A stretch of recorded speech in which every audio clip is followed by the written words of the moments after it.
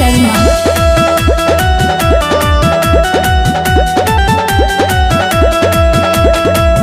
भैला माई के कृपा से सीमा के जवानवा खुश भईनी।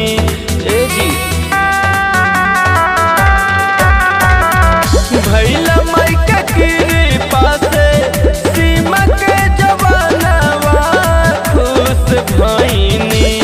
चला कर दर्शनवा सपना पूरा कईनी। चला कर दर्शनवा सपना पूरा कईनी।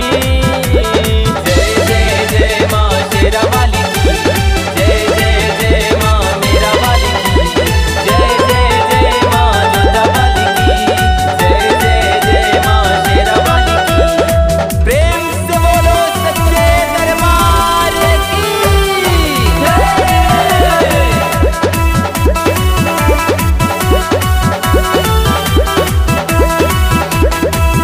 नव दिन भूखल रहनी सुनी हमर मैया। खोली अखिया देखी ऐनी हमहू हमर सैया। हमहू हमर सैया। नव दिन भूखल रहनी सुनी हमर मैया। खोली अखिया देखी ऐनी हमहू हमर सैया। तोहरे कृपा से मैया खेल गोदिया ललना हम बुझनी। हे मैया तोहरे कृपा से मैया खेल गोदिया ललना हम बुझनी। चला कर दर्शनवा सपना पूरा कईनी। चला कर दर्शनवा सपना पूरा कईनी। जय जय जय माँ शेरा वाली की, जय जय जय माँ मेरा वाली की, जय जय जय माँ जोधा वाली की, जय जय जय माँ शेरा वाली की।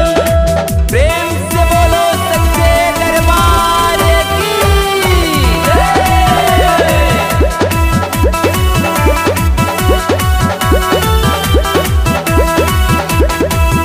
अब कौन कमी नइखे सुनी हमर मैया।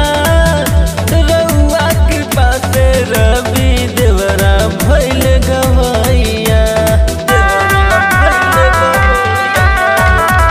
अब कौन कमी नइखे सुनी हमर मैया। रउआ कृपा से रवि देवरा भइल गवैया। उहो अवतारे देखी छोटू जी के संगवा खुश भईनी। ए मैया देखी ना उहो अवतारे देखी छोटू जी के संगवा खुश भईनी। चला कर दर्शनवा सपना पूरा कईनी। चला कर दर्शनवा सपना पूरा कईनी। चला कर दर्शनवा सपना पूरा कईनी। चला कर दर्शन